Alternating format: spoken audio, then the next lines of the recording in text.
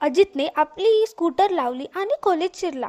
खोलीत संध्याकाळचा अंधार दाटलेला होता. त्याने लाईट चालू केली. सोफ्यावर उदास बसलेल्या तनुजाकडे नजर पडताच तो ओरडला, कोण मेलंय का? की अंधारात बसून रडत बसली आहेस?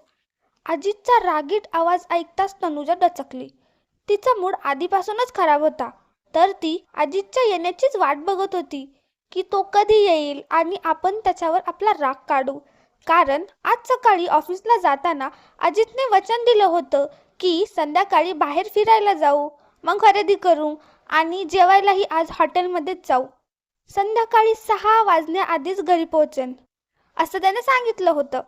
4 वाजल्यापासून तनुजाने अजितच्या मोबाईलवर अनेकदा फोन लावला, पण त्याने फोन उचललाच नाही.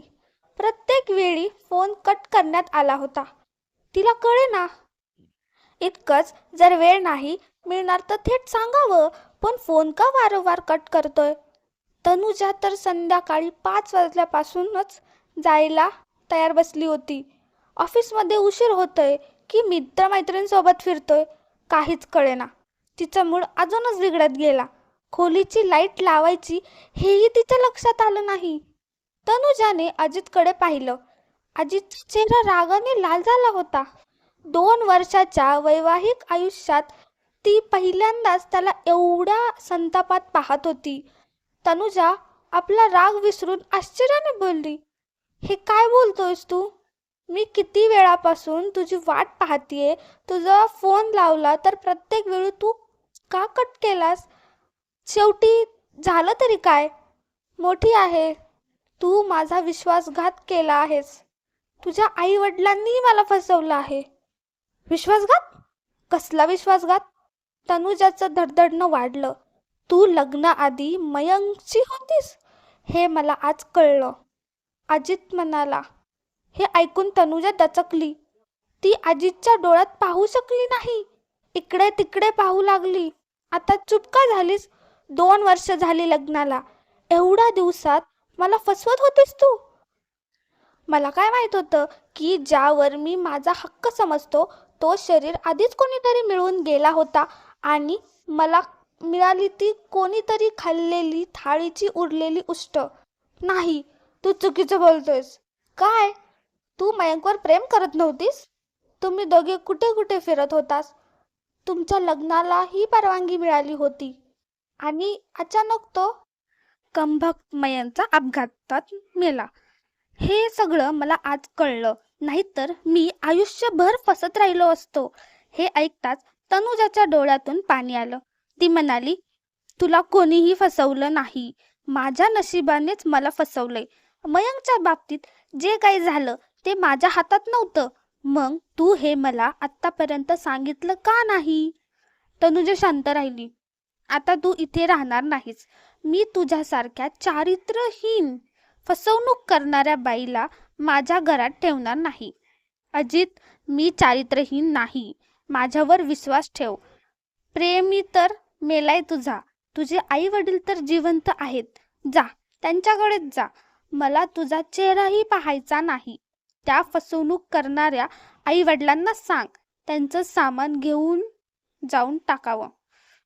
तनुजा सगळं सहन करू शकत होती, पण तिच्या आई वडिलांची बदनामी सहन करणं तिच्या आवाक्याबाहेर होतं. ती जोरात बोलली, माझ्या आई बाबांना तू शिव्या का देतोयस? ते फसवे नाहीत तर मग त्यांनी का नाही मला आधी सांगितलं? म्हणत अजित आणखी शिव्या देऊ लागला. ठीक आहे, आता मी इथे 1 सेकंदही थांबणार नाही. असं म्हणत तनुजाने एका बॅगेत काही कपडे टाकले आणि शांतपणे खोलीबाहेर पडली. तनुजा रेल्वे स्टेशनला पोहोचली. रात्री 10:30ची ट्रेन आली. 3 वर्षापूर्वी एकदा तनुजा बाजारात काही आवश्यक वस्तू घेण्यासाठी जात होती. तिच्या हातात मोबाईल होता. तेवढ्यात एक मुलगा तिच्या हातातून फोन हिसकावून पळायला लागला. ती ओरडली, पकडा चोर, पकडा चोर, माझा मोबाईल. बाजूने जात असलेल्या एका तरुणाने धावत जाऊन त्या हुलकावणी दिली. तो चोर मोबाईल फेकून पळून गेला. त्या तरुणाने फोन परत दिला तेव्हा तनुजाने हसून धन्यवाद म्हटलं. तो तरुण म्हणजेच मयंक आणि कधी त्याच्यासोबत तनुजाचं प्रेम सुरू झालं तिलाही कळलं नाही. एक दिवस तनुजाने आईला सांगितलं होतं की मयंक लग्नासाठी तयार आहे. मयंकचे आई वडीलही या नात्यासाठी तयार होते. पण त्याच दिवशी तनुजाचे सारे स्वप्न घरासारखे कोसळले. जेव्हा तिला कळलं की मोटरसायकलीवर जाताना ट्रकने धडक दिल्याने मयंकचा मृत्यू झाला, तनुजा काही महिने दुःखात बुडून राहिली होती. त्या दिवशी बाबांनी तिला सांगितलं होतं की एक खूप चांगला मुलगा अजित त्याला मिळालाय. तो प्रायव्हेट नोकरी करतो. तनुजाचं लग्न अजित सोबत झालं. एक रात्री अजित म्हणाला होता, तू खूप सुंदर आहेस तनुजा. मला तुझ्यासारखीच घरगुती आणि सुंदर बायको हवी होती. माझं स्वप्न पूर्ण झालं. जेव्हा जेव्हा तनुजा अजितच्या मिठीत येते तेव्हा अचानक तिच्या अंगावर काटा यायचा. जर कधी अजितला मयंक बद्दल कळालं तर अजित तिला माफ करेल का? नाही, अजित कधीच माफ करणार नाही.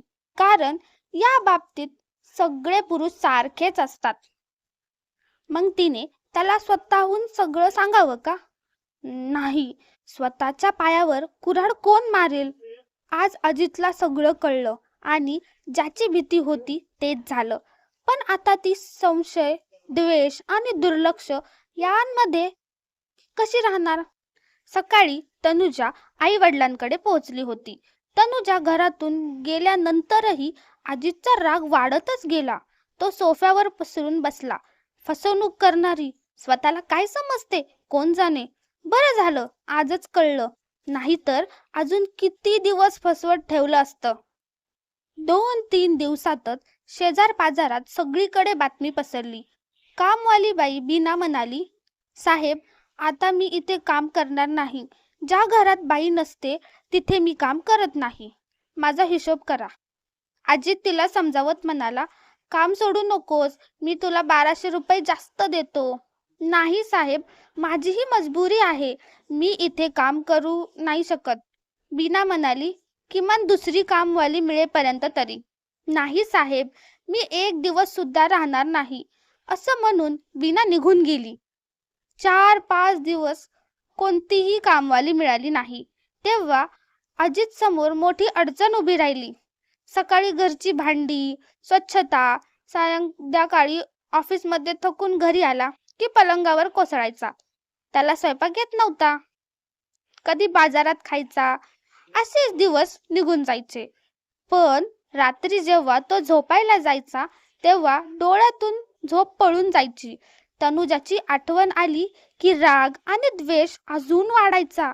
रात्री उशिरा झोप न लागल्याने अजितने दारूच्या नशेत तनुजाला विसरण्याचा प्रयत्न केला. पण जितका विसरण्याचा प्रयत्न करायचा तितकीच ती जास्त आठवायची. एक रात्री नशेत चूर होऊन अजितने तनुजाचा मोबाईल नंबर लावला आणि म्हणाला, तू मला जो धोका दिला आहेस त्याची शिक्षा तुला लवकरच मिळेल. मला तुझ्यापासून आणि तुझ्या कुटुंबापासून तिरस्कार आहे. मी तुला घटस्फोट देणार. मला नको आहे अशी चारित्र्यहीन, फसवणूक करणारी बायको. आता तू आयुष्यभर मयंकच्या दुःखात रडत बस.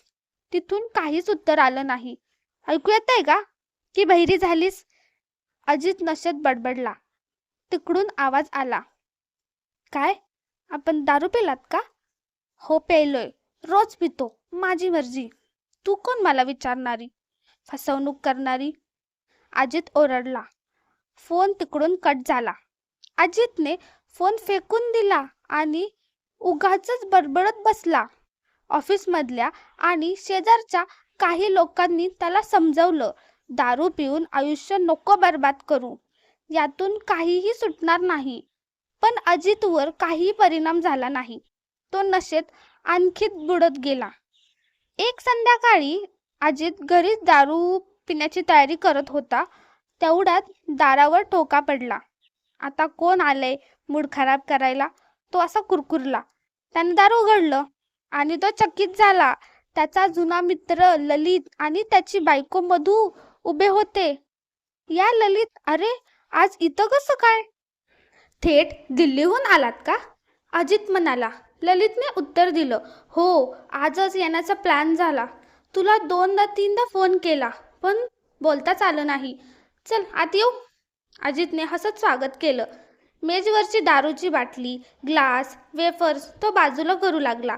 ललित आणि मधू सोफ्यावर बसले.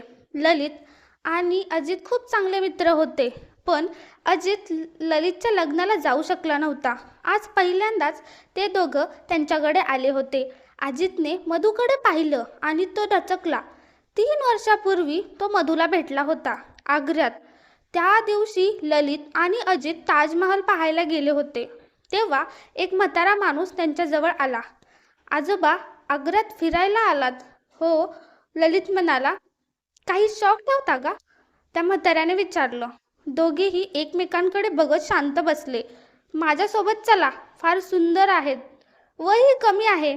कधी कधी तुमच्यासारख्या बाहेरच्या माणसांना खुश करतो, म्हातारा म्हणाला. दोघे त्यांच्यासोबत एका जुन्या घरात गेले. तिथं एक गोरी, सावळी, तीक्ष्ण नाकनक्षीची सुंदर मुलगी बसली होती. ललित त्या मुलीसोबत खोलीत गेला, पण अजित नाही. आणि ती मुलगी म्हणजे मधू होती. आता ललितची बायको म्हणजे ललितने देह विक्री करणाऱ्या त्या मुलीशी लग्न केलं. पण का? अशी कोणती मजबुरी आली होती की ललितला अशा मुलीशी लग्न करावं लागलं? वहिनी दिसत नाहीयेत, ललितने अजितला विचारलं. त्या माहेरी गेल्या आहेत. अजितच्या चेहऱ्यावर राग आणि नफरत स्पष्ट दिसू लागली. म्हणूनच ना मेहफिल सजून बसला आहेस? यार, तू तर दारूपासून दूर पळायचास. मग असं कसं काय झालं? काही खास नाही, तसंच मन झालं म्हणून घेतोय. 2 पेग घेऊन बसलो आहे. अजित उठून म्हणाला. चल, मी तुमच्यासाठी खाण्याची काहीतरी सोय करतो. अरे नाही, खाण्याची काळजी नको, मधू बनवेल आणि खाण्याआधी चहा देखील करून देईल. स्वयंपाकघरात फारच कुशल आहे ही, ललित म्हणाला. अजित शांत राहिला, पण त्याच्या मनात एकच प्रश्न फिरत होता. ललितने मधूशी लग्न का केलं असेल? मधू उठून स्वयंपाकघरात गेली. अजितने ललितला सगळं खरं सांगितलं. त्याने तनुजाला घराबाहेर का काढलं हे सर्व. ललित म्हणाला. ओळखतोस का आपल्या वहिनी मधूला तू? हो, ओळखतोय. पण ही तीच आहे ना, आग्रामध्ये आपण भेटली ती? हो अजित, ही तीच मधू आहे. त्या दिवशी आग्र्यात तो म्हातारा आम्हाला ज्या घरात घेऊन गेला होता, तीच. त्या दिवशी मला मधू काय ओढ होती, काय निरागसपणा दिसला होता, सांगू शकत नाही. माझं मन तिच्याशी बोलण्यात बेचैन झालं होतं. मी तिला विचारलं होतं तुझं नाव. ती म्हणाली, काय कराल जाणून? ज्या कामासाठी आलात ते करा आणि जा. मी म्हटलं होतं, नाही, मला त्या कामात काहीही विशेष रस नाही. मला तुझ्याबद्दल जाणून घ्यायचं आहे. ती म्हणाली होती, माझ्याबद्दल जाणून काय करणार? माझ्याशी लग्न कराल का? ती माझ्याकडे पाहत होती. मी एकदम गडबडलो. मी विचारलं, पहिले तू स्वतःबद्दल काही सांग ना. ती म्हणाली होती, माझं नाव मधू. तो माझा चाचा आहे, ज्याने तुम्हाला इथे आणलं. आग्र्यात फतेहबाद नावाचा कसबा आहे, तिथले आम्ही. माझ्या आईबाबांचा बस अपघातात मृत्यू झाला. मग मी चाचा चाचीकडे राहायला आले. मी 12वीत होते तेव्हा चाचाने मला आग्र्यात आणून या कामात ढकललं. चाचाकडे थोडी जमीन आहे, जी फक्त खाण्यापुरतं धान्य देते. कधी कधी चाचा मला इथे घेऊन येतो. मी विचारलं, चाचाने तुला या कामात ढकललं तर तू विरोध नाही केला? ती म्हणाली होती, केला होता, फार विरोध केला होता. एका दिवशी तर मी यमुनेत उडी मारून मरायलाही निघाले होते. कोणीतरी मला वाचवलं. मी कुठे गेली असते? एकटीला कुठे आसरा? कापलेली पतंग असते तर तिला लुटायला हजारो हात तयार असतात. बस मजबूर झाले चाच्यासमोर. मी विचारलं होतं, या दलदलीत ढकलण्यापेक्षा चाचाने तुझे लग्न का नाही केलं? ती म्हणाली होती, मला माहीत नाही. हे ऐकून मी बराच विचारात पडलो. ती म्हणाली होती, काय विचार करताय? माझी काळजी करू नका. विचार करून मी म्हणालो होतो, मधू, मी तुला या दलदलीतून बाहेर काढीन. ती म्हणाली होती, राहू द्या, का विनोद करता? पण मी ठरवलं होतं, मी म्हटलं, ही गंमत नाही. मी तुला हे सगळं करू देणार नाही. मी तुझ्याशी लग्न करेल. मधूच्या चेहऱ्यावर अविश्वासाची स्मित आली होती. एक दिवस मी मधूच्या चाचाशी बोललो. एका मंदिरात आमचं लग्न झालं. मी कधीच मधूला तिच्या मागच्या आयुष्याची आठवण काढायला लावली नाही. ती माझं इतकं उपकार मानते. मी तिला त्या खोल दलदलीतून बाहेर काढलं, जिथून बाहेर येणं तिला स्वप्नातही वाटलं नव्हतं. हे ऐकून अजित थक्क झाला. तो ललितकडे निस्वार नजरेने पाहत राहिला. मनात एकच प्रश्न, मधूच्या देहावर किती लोकांनी हात फिरवले असतील. हे सगळं ललित कसं सहन करू शकला?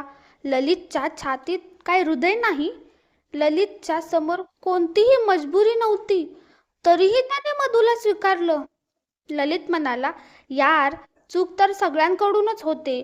कधी कोणाला माफ करूनही पहा. चुकीची शिक्षा देणारे खूप असतात, पण माफ करणारे मात्र थोडेच असतात. कोसळलेल्या मनाला लात मारणारे शेकडो मिळतात, पण त्याला उचलणारे 2 हात फार क्वचितच मिळतात. तेवढ्यात मधू ट्रेमध्ये चहाचा कप आणि काही खाण्याचं सामान घेऊन आली आणि म्हणाली, चहा घ्या. अजित डचकला.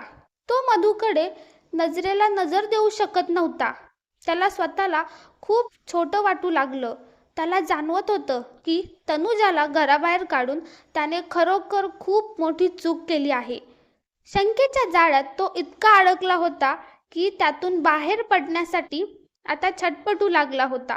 त्याला स्वतःच्याच वागण्याची चीड येत होती. अजित शांतपणे चहा पित होता. ललित म्हणाला, आता जास्त काही विचार करू नकोस. उद्याच जाऊन वहिनींना घेऊन ये आणि सर्वात आधी ही दारू बाहेर फेकून दे. वहिनी आल्यावर तुला याची गरज पडणार नाही. दारू तुला आतून पोखरून टाकेल आणि संपवूनही टाकेल. वहिनींच्या आठवणीत स्वतःला जाळत राहिलास तर आयुष्य दुःखदायी होईल. ज्याचा हात धरलाय तिला शंकेच्या आधारात भटकायला असं सोडू नकोस. थोडं त्याग करूनही बघ, आणि त्यात वहिनीची काहीही चूक नाही. अजितला वाटत होतं, ललित अगदी योग्यच बोलतोय. एक चूक तर तो आधीच करून बसला होता, तनुजाला घराबाहेर काढून. आता घटस्फोटाची दुसरी मोठी चूक तो करणार नव्हता. काही दिवसातच घर आणि स्वतःची काय अवस्था झाली आहे हे त्यालाही दिसत होतं. अजून तर आयुष्याचा प्रवास फार लांब आहे. आम्ही 4 दिवसांनी परत जाऊ, तेव्हा वहिनींना भेटून जाऊ, ललित म्हणाला. अजितने मोबाईल ऑन केला आणि दुसऱ्या खोलीत जात म्हणाला, तनुजाला फोन करून येतो. ललित आणि मधू एकमेकांकडे पाहून हसले. अजितने तनुजाचा नंबर लावला. तिथून तनुजा म्हणाली, हॅलो, कशी आहेस तनुजा? अजितने विचारलं. मी ठीक आहे. घटस्फोटाचे कागद कधी पाठवत आहेस? तनुजा, घटस्फोटाची गोष्ट करू नकोस. मला त्या दिवसाची खूप खंत आहे की मी तुला घरातून हकलून दिलं आणि नंतर फोनवर पण काय काय बोललो. त्या सगळ्या चुका मला आता फार मनाला लागत आहेत. नशेत बोललो काय मला माहीत नाही. आता तू रोज दारू पितोस? नाही तनुजा, आता मी नाही ना, नशेत नाही. आज मी पिलेलीच नाही. तुझ्याशिवाय हे घर रिकामं आहे. आता येऊन आपलं घर सांभाळ. मी तुला उद्या घेऊन यायला येतोय. तिथून काही उत्तर आलं नाही. तनुजा, शांत का झालीस? आणि तिकडून तिच्या रडण्याचा आवाज ऐकू आला. नको तनुजा, आता मी तुला रडू देणार नाही. मी उद्या येतोय.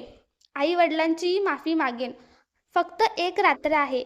उद्याच संध्याकाळपर्यंत मी तुझ्याकडे पोचलो असेल. मी वाट पाहीन. तिकडून तनुजाचा आवाज आला. अजितने फोन ठेवला आणि ललित व मधूला सांगण्यासाठी हसत त्यांच्याजवळ गेला. तर मित्रांनो, तुम्हाला ही कथा कशी वाटली आम्हाला कमेंट करून नक्की कळवा.